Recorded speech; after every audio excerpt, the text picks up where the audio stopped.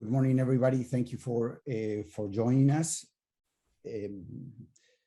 Today, we're having a very interesting seminar on adaptation and mitigation, policy options to address climate change in Latin America and the Caribbean. Basically, we will be presented with the results of a very broad research conducted at the IMF and presented in the Regional Economic Outlook in October of last year.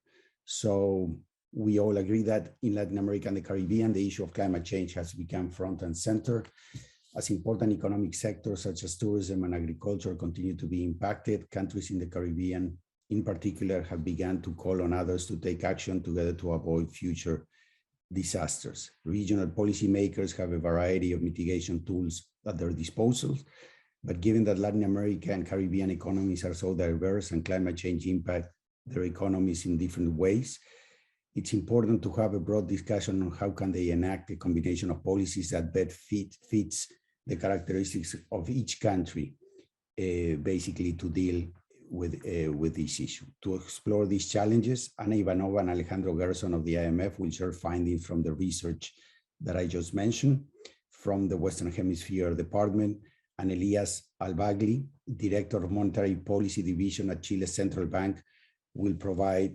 comments and additional analysis. I'm Alejandro Werner, and I'm the Director of Georgetown Americas Institute. Let me just briefly go over a short bio from each of the presenters. Ana Ivanova is Deputy Division Chief in the Regional Studies Division of the IMF Western Hemisphere Department. Previously, she was the Mission Chief for Ecuador, and if my memory serves me right, I think she also was a mission chief for Guatemala. She has worked as lead economist at the World Bank Development Prospects Group, led missions to Guatemala, as I said, and worked also in Costa Rica, Germany, and the Netherlands, Yemen, and Egypt. Before her economic career, she was a physicist in the Institute of Nuclear Problems in Belarus. She has a PhD in economics from the University of Wisconsin, a master's degree in economic development from Vanderbilt, and a master's degree in nuclear physics from the Belarusian State University. Alejandro Guerson is a deputy chief at the Caribbean Division in the Western Hemisphere Department of the IMF. He has recently worked as mission chief for Dominica and St. Lucia.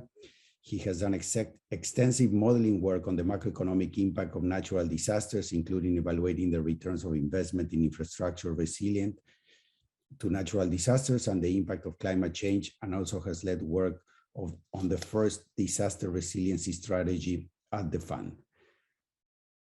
His pre-fund work experience includes the World Bank and the Central Bank of Argentina. He holds a PhD from GW.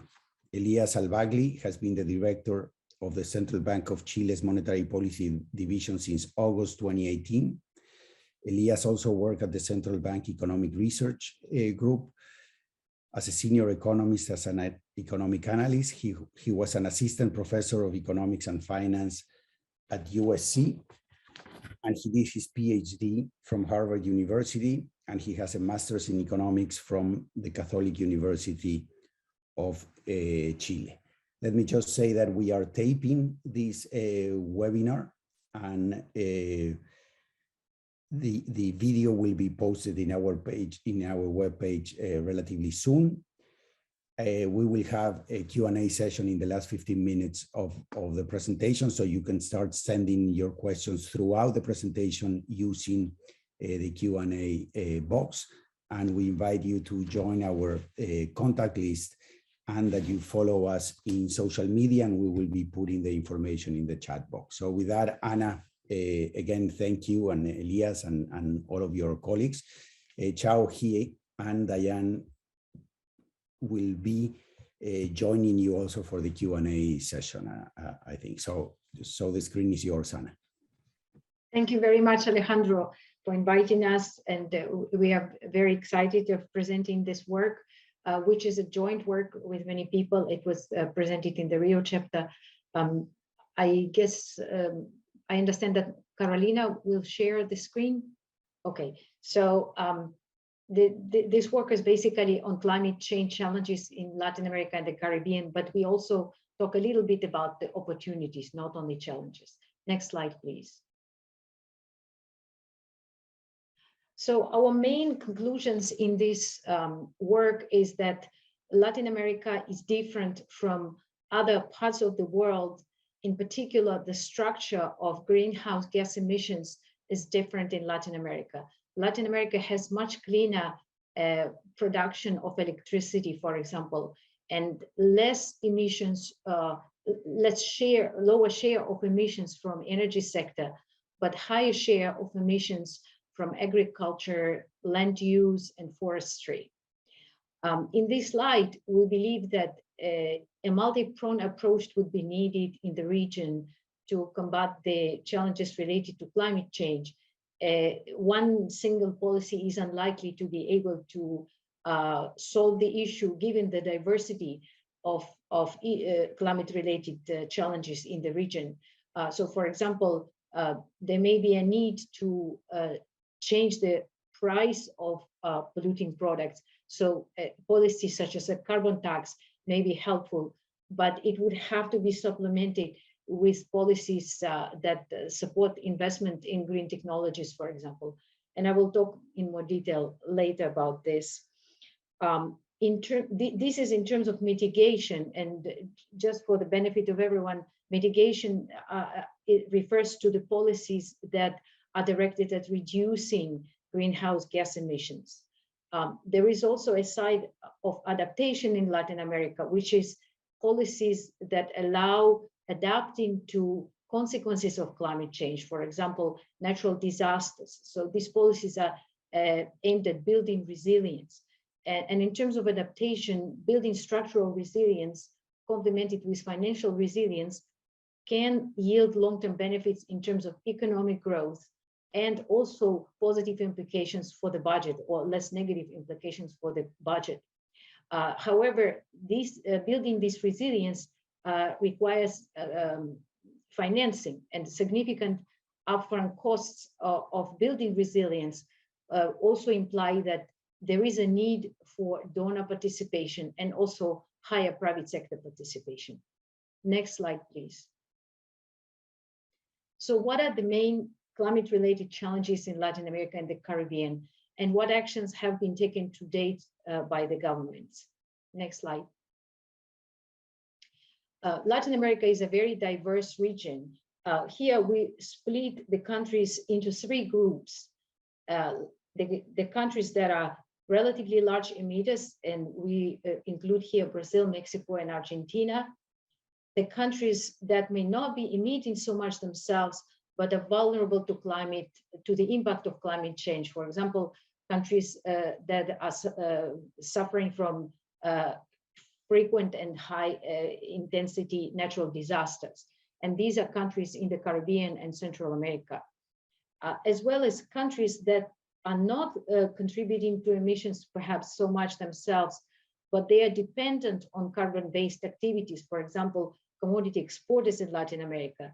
And when the rest of the world will start reducing emissions, these countries will suffer because the demand for their products will be reduced. Next slide, please. So here we look at the per capita greenhouse gas emissions. And if you look at these two bars in purple and in red, Latin America per capita emissions on average are close to the world average when we look at the total greenhouse gas emissions. It is somewhat smaller when we look at CO2 emissions. This is basically saying that in terms of the total emissions that Latin America contributes to the world, it's about 8% of the global emissions. And the population of Latin America is also about 8% of the global total. So in terms of per capita emissions, actually Latin America doesn't stand out as having large emissions. But of course, there is a very large variation across countries, as you can see looking at these country bars. And some countries in Central America, such as Costa Rica, El Salvador, Guatemala, and also a larger country like Chile, have very low emissions per capita. In contrast, countries in the Caribbean, Suriname, Guyana, and some others have relatively large emissions per capita. And interestingly, I mentioned that we consider Brazil, for example, as a country that is a large emitter. If you look in terms of per capita emissions in Brazil, they are not that large compared to the world average. And similarly for Mexico. However, just by the sheer size of these countries, they are so large that in terms of the contribution to the total in the world, they are relatively large contributors. They contribute more than 1% each of these countries. And the third country is Argentina, which has relatively large per capita emissions and also is a large country. So these three countries, Argentina, Brazil, and Mexico in total contribute about 5% to global emissions, which is out of 8 total in the region is a large portion.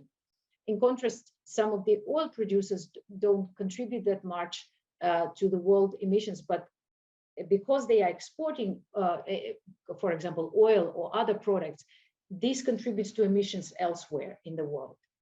Next slide, please. There is a second issue which I mentioned, which is vulnerability to climate, to the impact of climate change, in particular, weather-related natural disasters. A sub-region in Latin America, the Caribbean, is particularly exposed to weather-related natural disasters.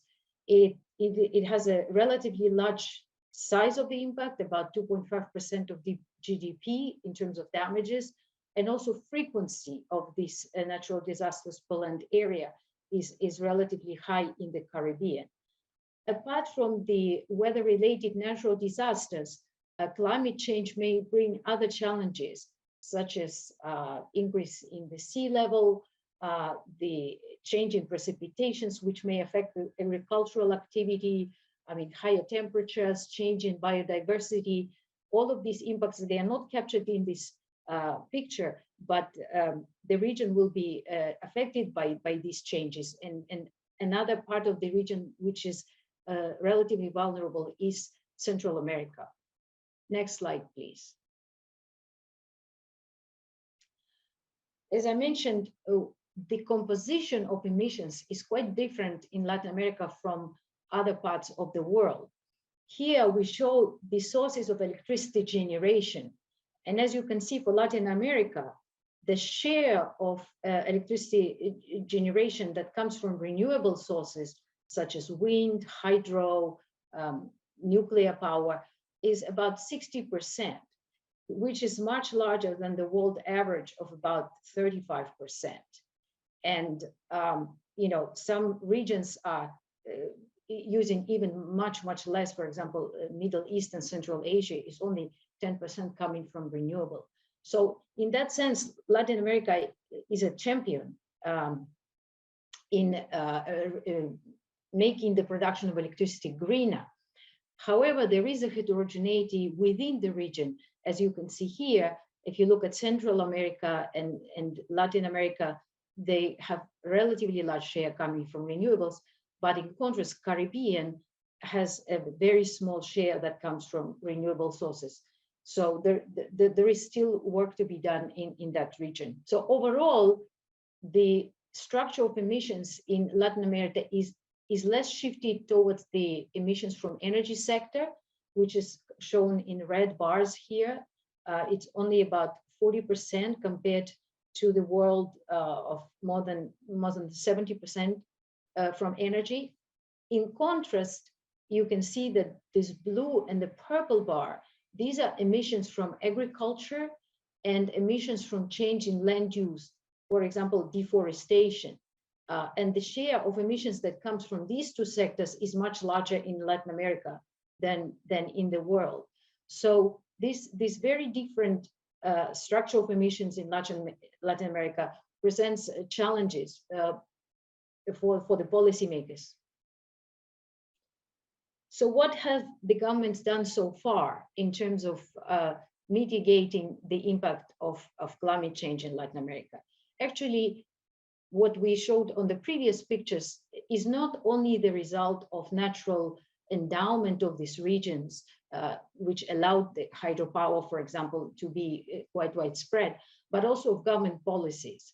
Government has been supporting production of electricity, for example, from renewable sources through subsidies, through credits, through other means to support this shift towards renewable sources. They also have provided feed-in tariffs, which is the policy of ensuring the future prices, sometimes above the market price, for those who want to invest in renewable sources. So there has been already a lot done in that area. In addition, all countries in Latin America have committed to nationally determined contributions, which is a commitment under the Paris Agreement to reduce emissions over the long term. Also, many countries in Latin America are committed to targeting net zero emissions by 2050. Many countries are committed to Kigali amendments, which is an agreement to reduce some climate warming substances, and as well as other initiatives that have been taken in the region. So clearly the region works on this issue.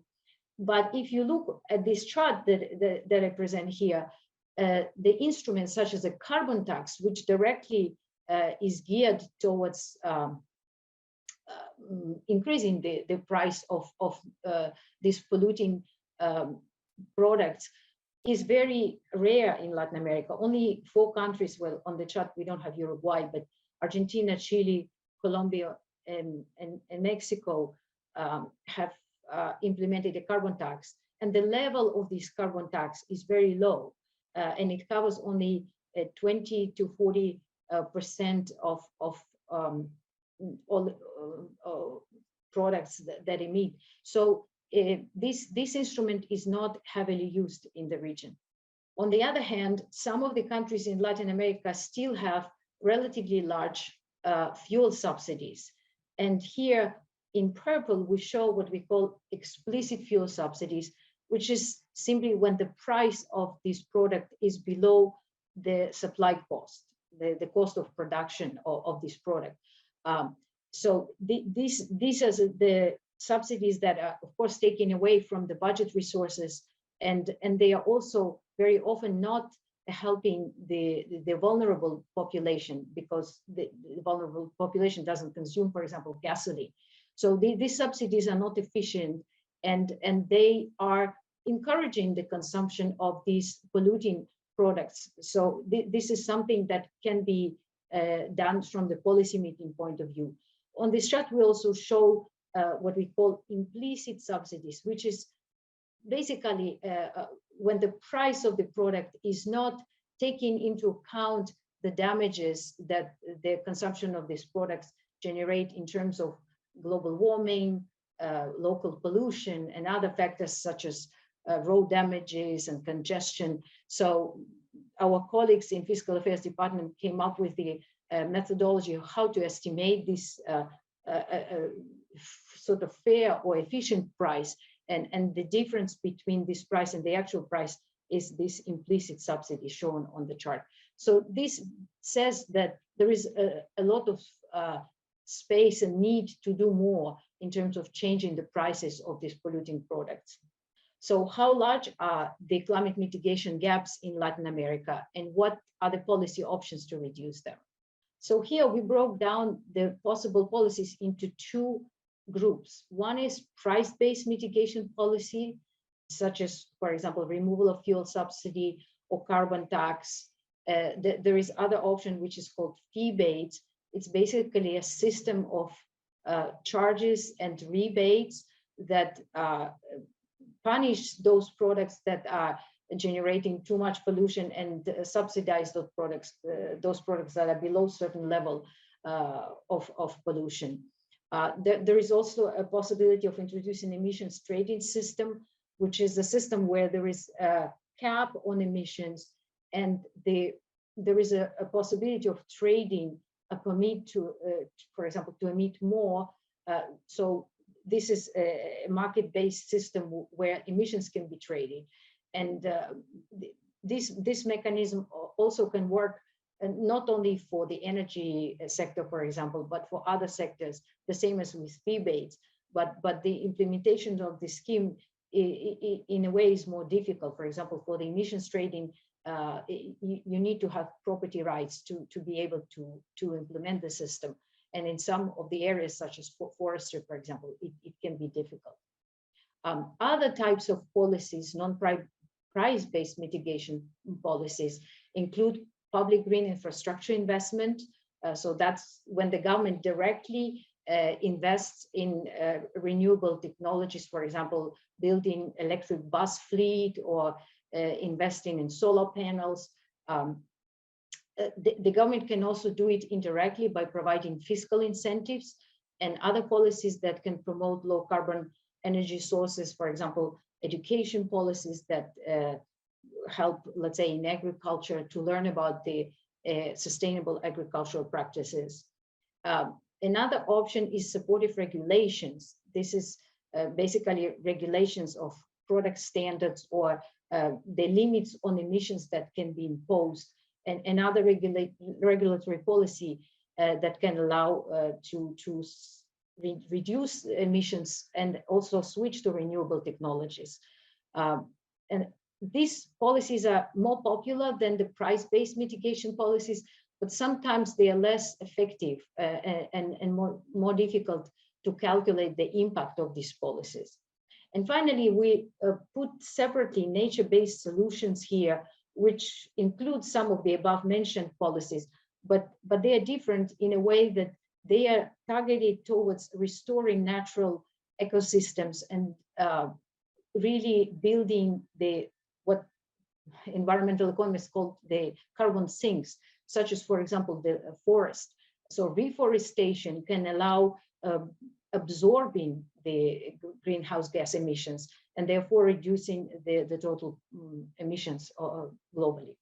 So we looked at the possible policies. One of them, as I mentioned, is a carbon tax and subsidy removal. And on this chart, we illustrate what would be the impact in terms of reduction in greenhouse gas emissions in Latin American countries by introducing a carbon tax up to $75 per ton, as well as fully removing existing explicit fuel subsidies. And the green diamonds are the targets that are set in the national determined contributions of these countries in the Paris Accord. So you can see that even if countries implement carbon tax up to $75 per ton and remove fuel subsidy, some of them are still far away from their nationally determined contribution targets, meaning that these policies are not sufficient. They will reduce the gap, but they are not sufficient to reach these nationally determined contributions. And I also want to mention that these nationally determined contributions are the commitments that the governments made, but it doesn't guarantee that these commitments would actually solve the global climate problem in terms of containing the temperature increase. In fact, some of the work of our colleagues suggests that these commitments are not enough. So there are large gaps towards commitments, and the commitments may not be ambitious enough. Now, these policies, such as the carbon tax and the reduction in fuel subsidies, will increase the price for the consumer and will have distributional impact. And we calculated on these charts what would be the impact. One good thing related to these policies is that it generates revenues for the government. So this revenue can be distributed back to the population that is affected by the increase in the carbon taxes and the prices of various products. So in this chart, we show what would be the impact on the distribution of a $50 carbon tax and full removal of fuel subsidies. And you can see here, the purple and the gray part of the bar shows the direct and indirect impact, the negative impact on the consumption of different deciles of the population. So there will be a negative income, the reduction in consumption. On the other hand, if the money is distributed back through universal cash transfers, so everyone receives the same amount, this can compensate and can basically eliminate the negative impact for up to 6 and 7 deciles of the population. So 60 to 70% of the population can be compensated for this negative loss in consumption due to higher prices. This is the case of Brazil, and this is the case of Argentina. In both cases, it's more than it's a very large part of the population, in fact, that can be compensated. Of course, these transfers can be made more targeted, and they can be directed only to the vulnerable groups. And some of these proceeds can be used for investment in green technologies. So there is a way to compensate for the negative impact and to spur also additional investment in renewable technologies. In addition to consumption loss, this policy of carbon tax and removal of fuel subsidies can have impact on the people who are employed in the sectors that are directly affected, the energy sector, through the loss of income or the loss of employment. And on these charts, we show what is the potential impact, the percent of total income of households in all the sectors, which will be lost by decile. And as you can see, it's interesting that the larger impact actually comes for the wealthiest part of the population, because the poor people are not employed in some of these sectors that will be affected, such as, for example, oil and natural gas for Brazil, and for Argentina, it's oil and electricity sector. So this loss, of course, may also could be somehow mitigated by the other policies that the governments could take. But if you look at the numbers on these charts, actually the impact overall for the population in terms of the loss of income and employment is not very large. It's about 1% of employment loss. But there is a difference across distribution, as I mentioned. So some parts of the population will be affected more, and some regions may be affected more because these sectors are concentrated geographically. The production of energy is concentrated geographically. So this means that in order for the government to compensate these people or to mitigate the impact, other policies may be needed. Like I said, for example, some of the carbon tax can be used to invest in greener technologies and encourage the shift, which will generate new jobs and growth in other parts of the economy that can help these people shift. Of course, there could be still skill mismatches and transition. It's only over the longer period of time these losses may be fully compensated. Okay, I'll stop here and I pass on to Alejandro to talk about climate adaptation. So I'm going to be talking about adaptation to weather shocks and climate change. Adaptation, if you can move to the next slide, please. So adaptation basically belongs to all the investments and policies that relate to countries being able to withstand weather shocks, such as hurricanes, tropical storms. And of course, under climate change, these types of shocks are bound to become more intense. And so in this slide, what we see is that, for example, of countries in Latin America, the gaps that are relative of the adaptation needs relative to where they stand today are significant. And not only that these gaps are significant, but what the chart shows is that countries, of course, have different degrees of exposure as determined by, for example, their geographical position, but also different capacities to adapt, which includes access to resources and also institutional capacity to mobilize these resources. In addition, what we see is that the amount of financing that is available for these adaptation investments remains very low. What we see is that more or less the total is at around 40 billion, of which around 30 billion or so globally is for mitigation, and around the same amount is for adaptation. This is way, way short of what estimates are indicating. And also a significant chunk of this comes from public sector. So private involvement still remains below what one would expect or desire. So what we have been doing is try to come up with economic estimates of the benefits of investing in adaptation. In this chart, what we are showing is the benefits in the long term, for example, of countries that are highly exposed, mostly in the Caribbean and in Central America, which are subject to recurrent and potentially very strong hurricanes. And for these cases, what is interesting is that these countries, for these countries, the costs of adaptation investments, which typically are around 25% higher than the typical investment. We are talking about bridges, roads, stronger or better buildings built to standards. So these additional costs are below the returns that the countries receive from making those investments, meaning this pays off to make this, to take into these additional costs. So what we have been doing is we have built the models that allow to evaluate this trade-off. And this is what it is showing in the charts. What you have to consider is the returns to these adaptation investments are basically three types of returns. First, the savings that you make when you don't need to, for example, rebuild a bridge or a road that has been destroyed, or it is destroyed to a lesser extent when it is built to resilience standards. Second, the flow.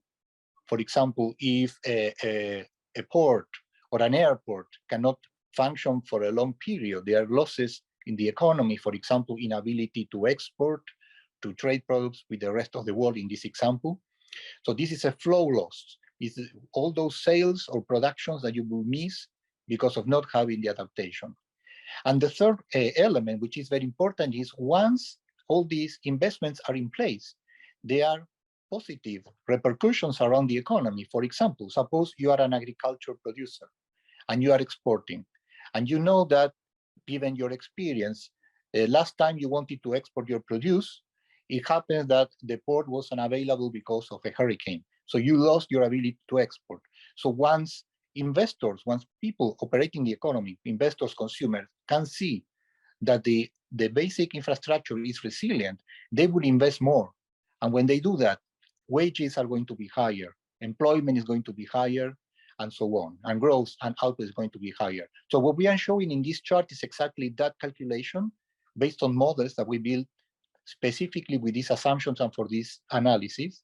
And what we see is that in the long term, output is higher when adaptation investments are in place, even after accounting for the fact that adaptation investments are costly or more costly.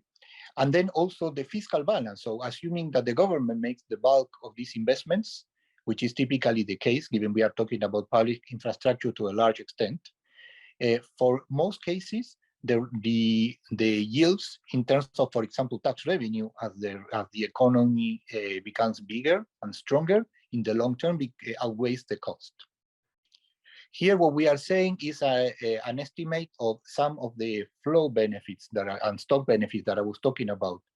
What we see is that once an economy is hit by a natural disaster, this is for example of Caribbean countries, what we see is that the increase in public debt is lower. Of course, they don't need to borrow so much to rebuild their economies. And in addition to that, also the GDP decline is significantly lower. And this not shown here, but also the recovery back to the pre-hurricane, pre-destruction output is much faster, typically around half the time for the type of assumptions we are making in these calculations. Okay, as Anna mentioned at the beginning, what happens is these investments are incredibly large and will take a long time to build. As a result of this, countries will take a lot of time to do this and are going to be spending significant money. And that means that during a transition, while these adaptation investments are being built, they are going to remain highly exposed. So what we have been doing is advising the countries to also have a financial insurance against natural disasters. And because in many of these countries, there are constraints for the private sector to access insurance, what we did is we calibrated based on historical events, how much the government will have to insure, how much coverage it would require, and what would be the cost in case a disaster was to strike. And what we found is also using a modeling framework that the countries will require significant insurance coverage, which is in these numbers in the range of, for the Caribbean, for example, around 12 to over 30% of GDP for the case of Antigua, a small island in the Caribbean. And in Central America, it's also very high, of up to about 15% of GDP. These are very large numbers. So what we are proposing to the countries is that they put together what we call the layered insurance framework, which is the Sendai framework that is often advised by the World Bank. But what we did here is the quantification part, okay? So what we are advising countries is to have like a first layer for the more frequent but not so damaging disasters, which is here shown in purple. That will cover the cost of around 95% of the events that are smaller but very recurrent. But then for the tail events that are much larger, what we are recommending these countries is to use more market-based type insurance, which is costlier, but it will cover them for extreme disaster and extreme damages. And we have been recommending them to use CRIF, which is the Caribbean Risk Insurance Facility, and to access it at the maximum amount they are eligible for in each of the cases, and then to get to a targeted level of being covered for 99% of the events.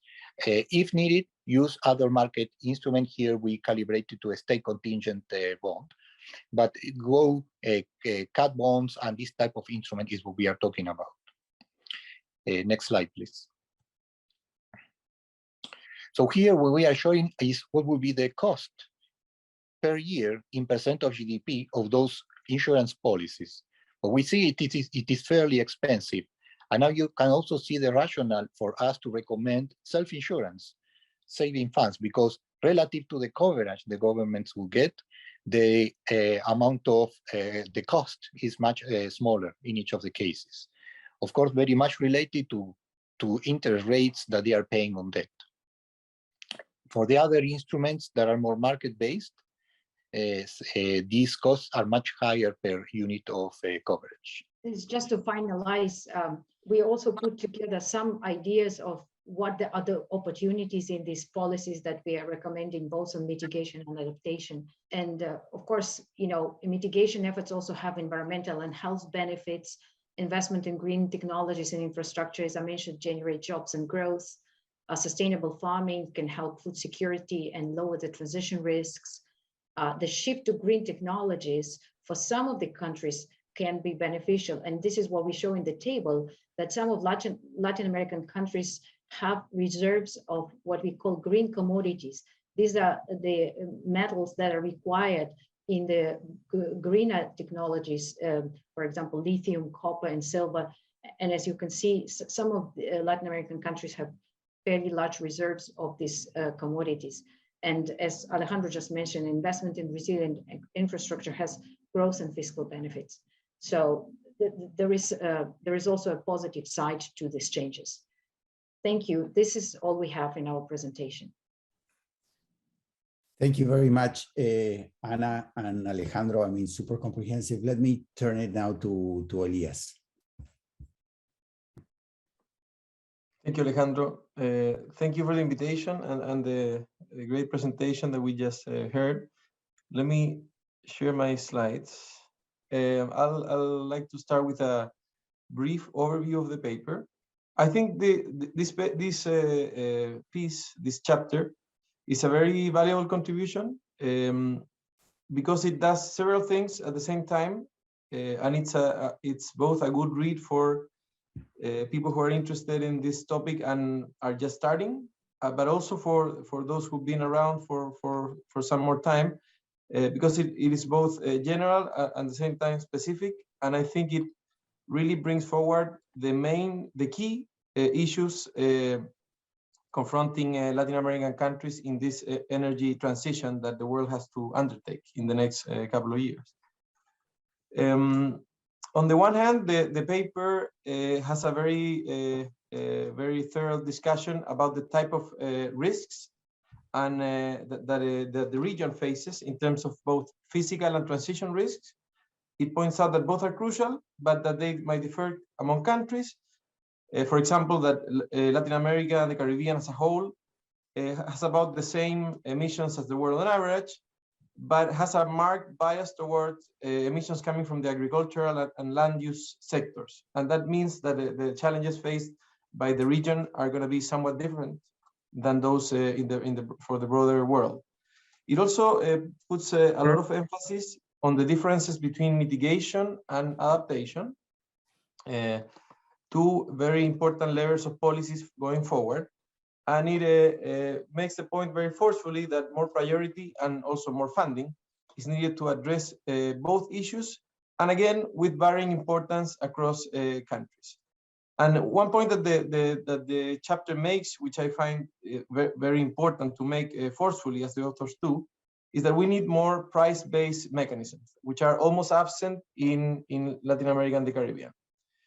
Finally, the chapter also discusses financing, points out that Latin America and the Caribbean will need an order of magnitude more environmentally oriented funding that it is getting now. But this is, of course, expensive, and it will need foreign capital. So there's some discussion on how to try to design policies so as to be more conducive and more friendly towards bringing these sorely needed investments into the region. So, Alejandro, I'm going to cheat a little bit, and instead of going into detail into the elements of the paper, I want to do something else in my presentation.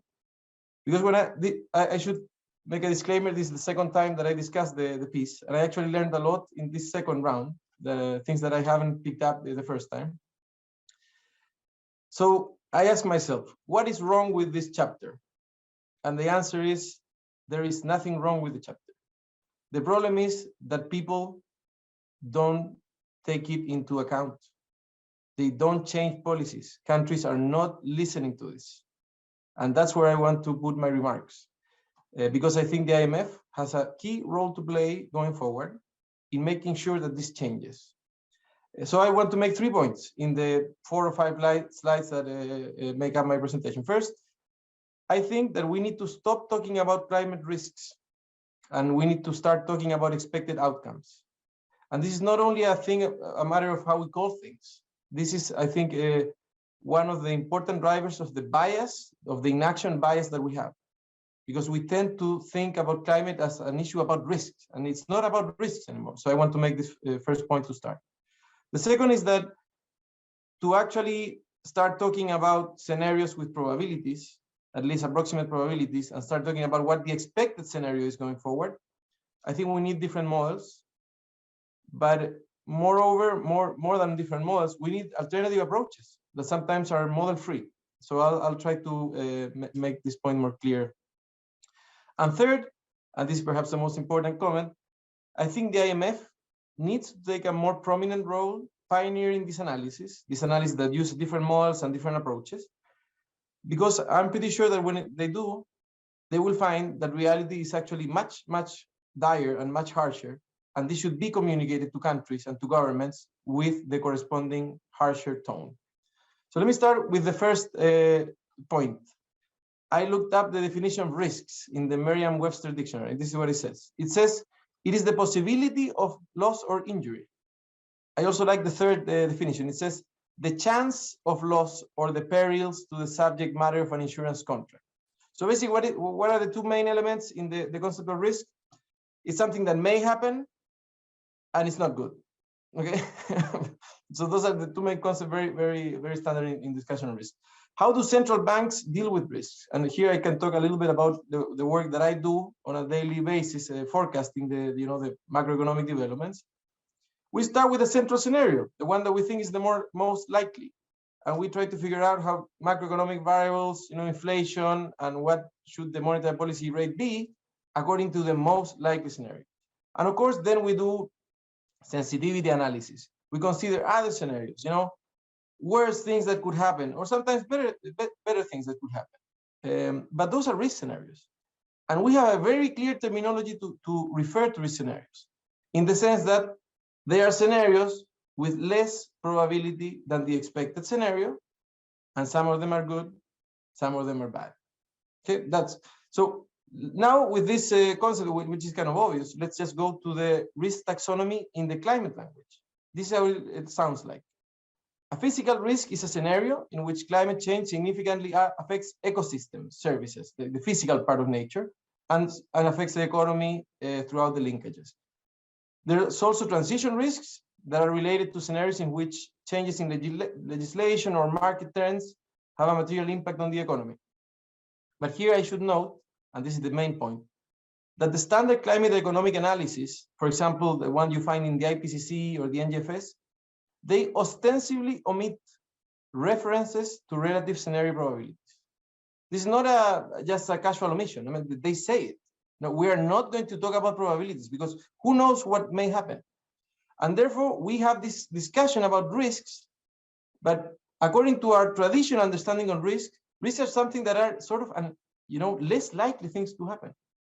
So is the climate travel that lies ahead, is that, relatively less likely? Let me put a picture that I think turns this argument around. This is basically the summary of the COP26. What does it show? It shows the trajectory of emissions that the world needs to follow to achieve different increases in temperature. Okay, so in short, to achieve the desired goal of the Paris Agreement, which is less than 1.5, we need to cut emissions in the next 10 years by 45, between 40 and 45, maybe even 50%. It's not, exact science. What are the current nationally defined contributions agreed in the last COP? What do they say? Those are the red area in the graph. They basically say that in the next 10 years, not only emissions are not going to fall by 45%, they're going to increase by 15%. Okay, so basically, the promises, which are what these national defined contributions really are not sufficient. But the problem is actually more serious than this, and the authors touch upon this in their chapter. Not only these promises are insufficient, they are empty, because there are only promises, and when you go to the detail on what these plans, I mean, many countries don't even have a plan for doing this, they just have a commitment for 2050. Some of them have a plan, we're gonna do this, roughly a third every 10 years. And when you do double click on those plans, very, very few of those plans have any teeth in them, right? I mean, it's like carbon taxes, and we heard a little bit from the authors on this respect. So basically, even if these promises were to be fulfilled 100%, we are not on track to meeting the targets. And of course, these are only promises. Promises need a good plan for them to be credible. And almost no country has a credible plan behind them, according to, for example, Climate Action Tracker, which is a very serious NGO that follows these developments. So let me turn these tables around and say the following. I think this evidence and the path that we are actually walking as humanity basically tells us that the most likely scenario is one in which we do not achieve the climate Paris goal of 1.5%. We do not achieve the climate goal, the climate Paris Agreement of 2 degrees Celsius. And it's one that maybe we are, if with luck, aiming at a 3% increase. So in other words, the expected scenario, given the things that we have already done so far, and given the degree of commitment the countries show, is a bad scenario. Bad things will happen in that scenario. Of course, they could be worse. So that's where the risks come from.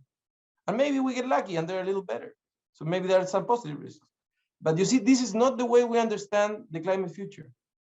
And I think there's of course, when you talk to people who were experts in this field, they share this view. But this is not the way this view has been communicated. So that's my first point. If we think that the expected scenario is bad and that the risks are really about something even worse, we need to start saying that with those explicit letters. The second comment that I want to say, that I want to stress, Alejandro, is that, okay, let's let's consider these worst scenarios as a expected scenario. What will happen in the world?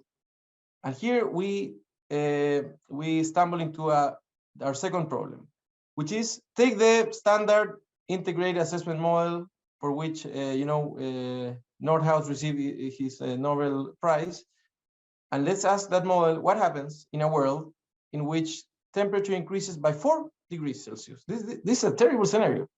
So let's ask this model what happens to world GDP towards 2100, 2100, end of the century, with GDP.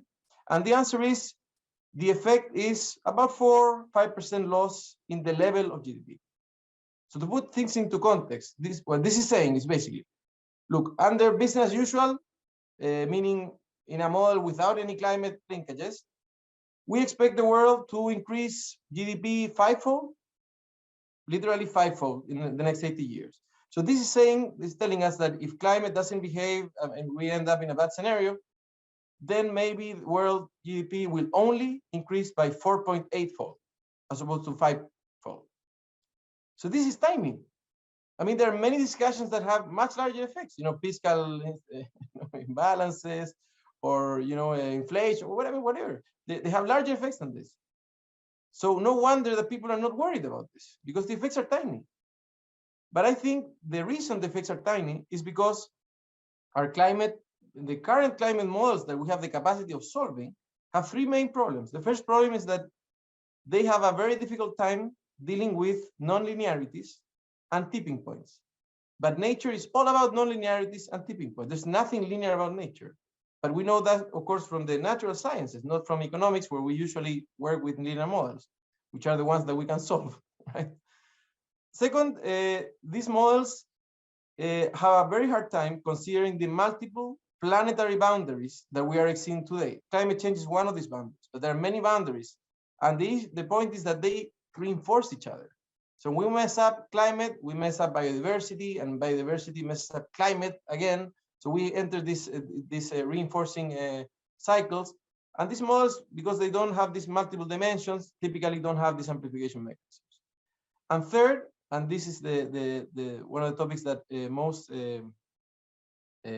takes away my sleep in the night, is that our current models, and I think we could, pretty sure about this, none of these models consider the complex socio-economic interactions that will start triggering when we get near, a 2.5, 3 degree hotter world within the advance of the century. What are these socio-economic interactions? Violence, mass migration, and regime change. Our models don't have that. Now, there's a reason the models don't have that. It's because it's very hard, right? But I think as a profession, as economists, we are in the weird situation when we are answering the questions that we can answer with our models, instead of answering the questions that we think are the most relevant. But models have, a 50-year history in economics. So what do we do before models? Economists certainly didn't shut up. They filled journals with essays and opinions and discussions. And sure, maybe the discussion wasn't that disciplined because there were models. But we have taken this to the other extreme. We only answer things that can be, tested and can be proven with a model that, can deal with a limited amount of dimensions. And therefore, I think, unfortunately, these models are giving us the false impression that even a future with very high degree of warming, it's not a big deal. So how do we reverse this? I think in the meantime, while we improve our models, I think we need to do basically 3 things. And this is my comment to the authors in the next efforts that you guys are going to, for sure, be deploying in the next couple of years. First, we need to review the evidence and models from other sciences, where nonlinearities and tipping points are basically bread and butter. The second point is that we need to use diverse methods, maybe not within a model, just partial equilibrium if you want, to assess the effects of severe climate change on other variables like migration and social instability. And the third point, the third recommendation, which is perhaps the most crazy one, but it doesn't sound crazy to me, but I guess it may sound crazy to a lot of people, is that we need to take a deeper, a view about deeper history as a serious informative discipline, not as something that is fun to read or something that is, you know, works well in a dinner conversation. You know? Why do people like history? Because that's where the information is. And it's totally arbitrary how far in history we go in order to figure out what's going to happen in the future. When we actually look at deep history, what do we find? We find that almost every single momentous development in human civilization has been triggered by climate change. Let me just give 3 examples of the period of history that is actually recorded. So proper history. One is the formation of the first cities. I'm sorry, this one is not recorded yet in history. This is a slightly prehistory. The formation of the first cities in Mesopotamia by climate refugees. Another episode that is very fascinating is the collapse of the Bronze Age around the year 1200 BC. That basically ended up with a massive movement of all the Greeks into the to Asia Minor and Egypt and what was back then called Canaan. And third, well, this is more recent, I guess, the Western migration of the Huns, Germanic tribes, and the fall of Rome in the 5th century AD. So maybe this sounds crazy to you. I mean, the world was very different back then. What can we possibly learn from those episodes? So let me push back a little bit. Climate change in all these 3 episodes was comparatively much milder than the climate change we are entering to in the next couple of decades. So we should not brush aside this history, because a much smaller, much milder climate change caused havoc in these societies. And I think we are blindsided to this fact because we cannot fit this into our models. So maybe you ask yourself, well, surely somebody has to be doing this analysis. So what about the IPCC? So let me point out to a fact that perhaps goes unnoticed when one reads the IPCC. The IPCC asks for socioeconomic pathways in terms of demographic growth and per capita GDP. And it does a very serious and complicated exercise of downscaling this to the country level and sector level, and brings up pathways for emissions. And then it basically evaluates what these socioeconomic pathways mean for global warming.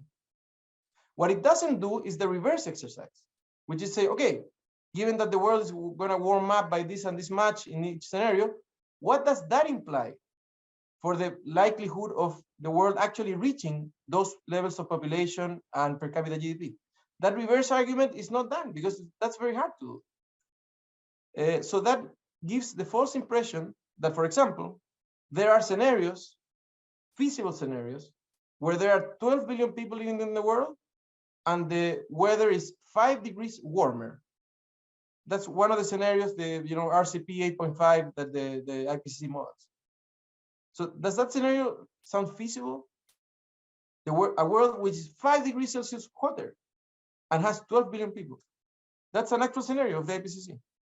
So I think that I don't share that view that this is a feasible scenario. And I think that the problem that this leads to is that we get this impression that we have this menu of scenarios that we can choose from, that they're all feasible.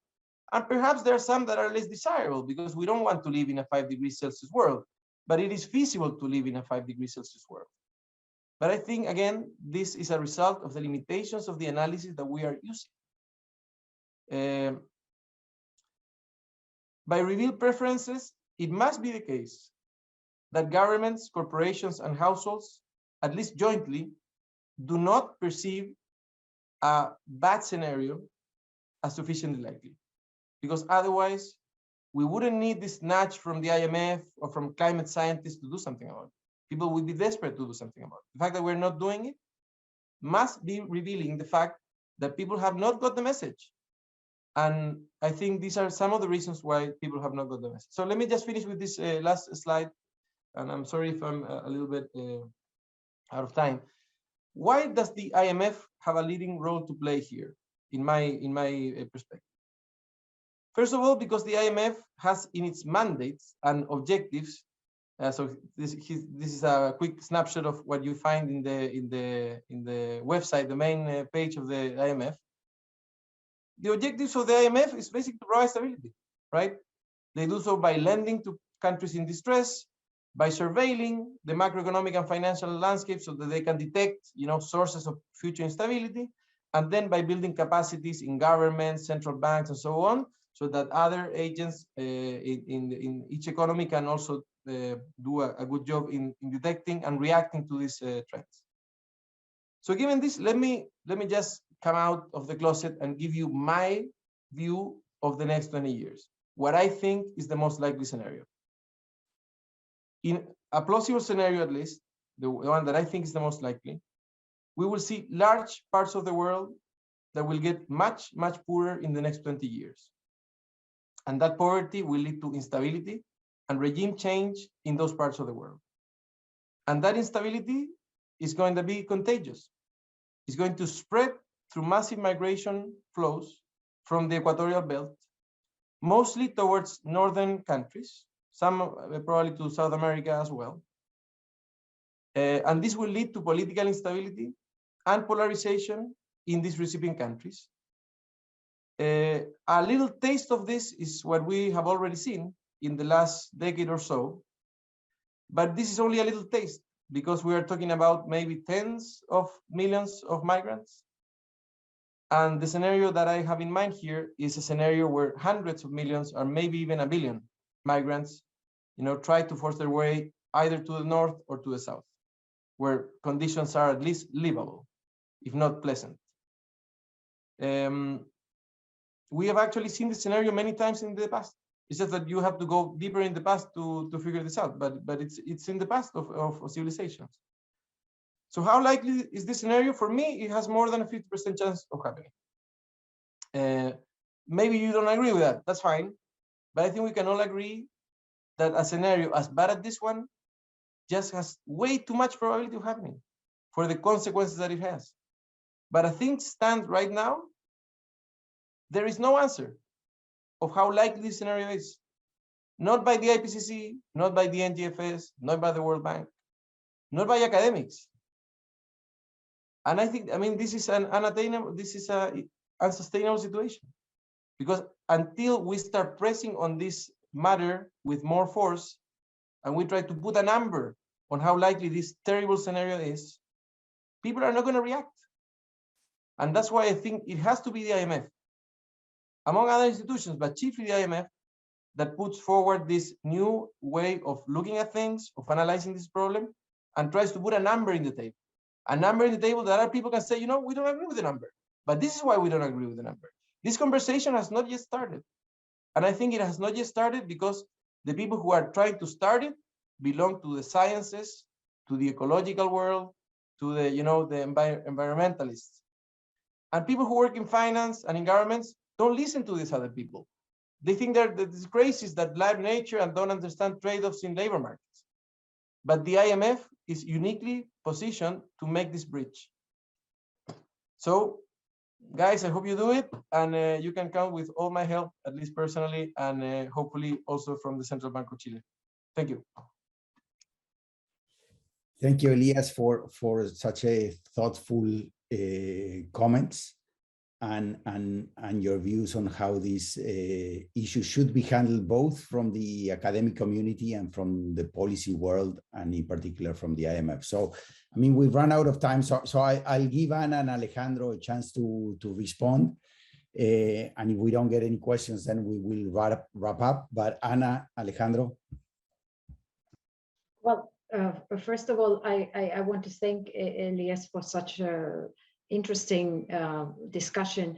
I agree that there are clearly lots of limitations in the models.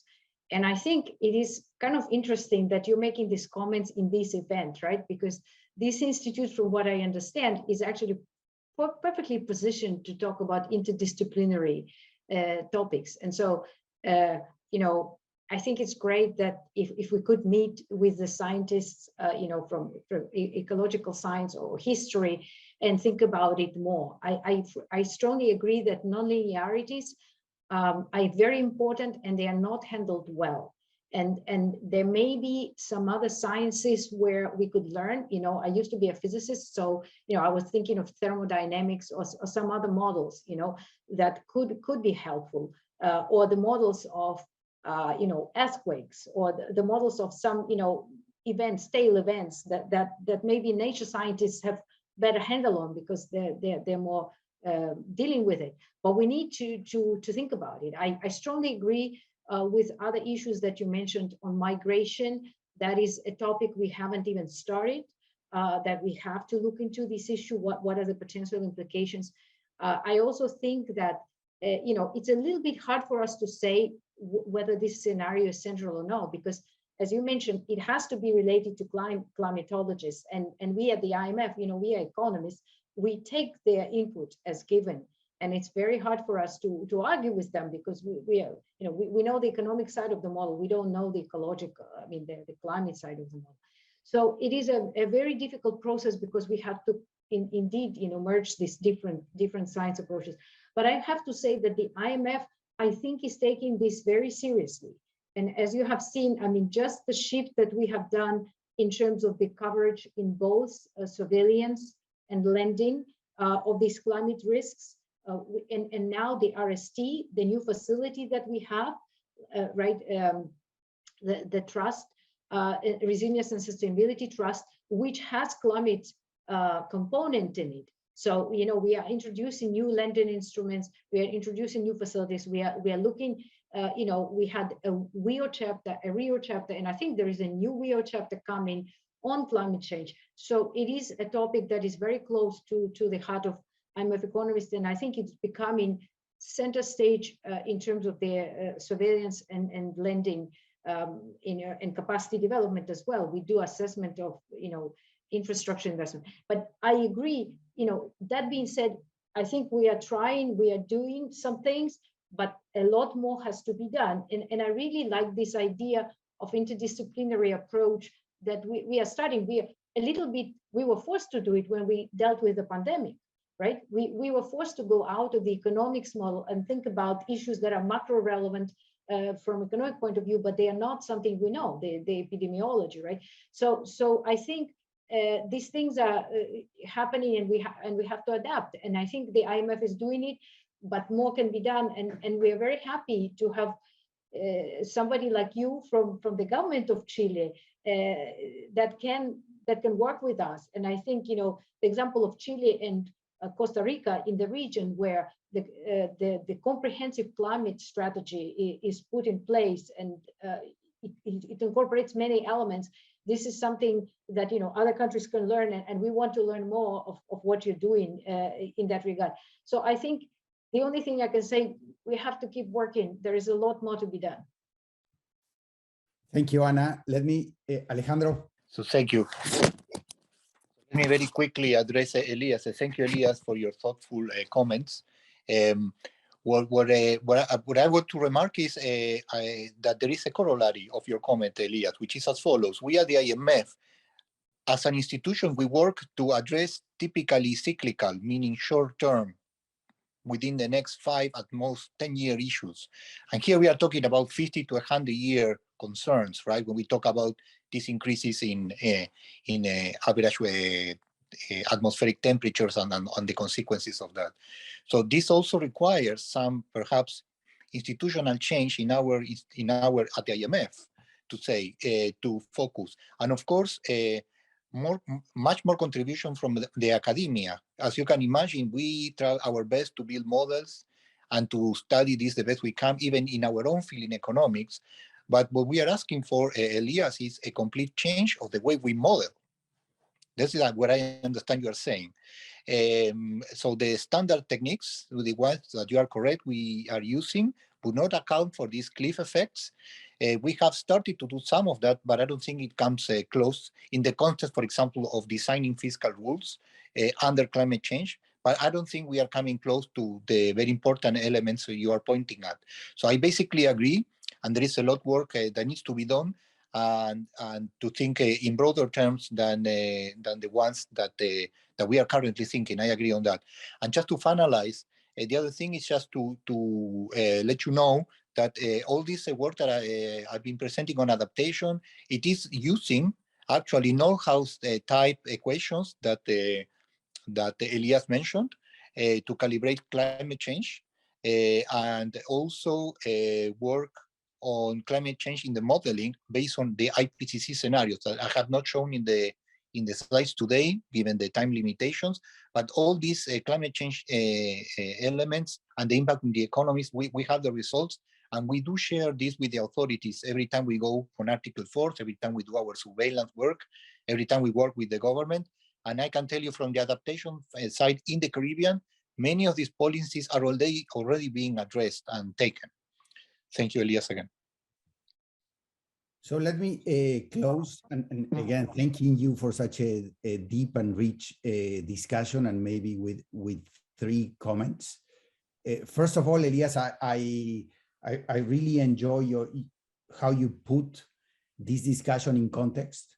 And when you turn it to Latin America and you look at the estimated costs of climate change and actually them appearing significantly into the future, and you compare them to what the IMF has estimated will be the scarring effects of the current, of the COVID-19 on the level of GDP in Latin America, then you say, well, that's why the political economy is the way it is, because we're estimating that Latin America will lose around 4% from now onwards in terms of level GDP.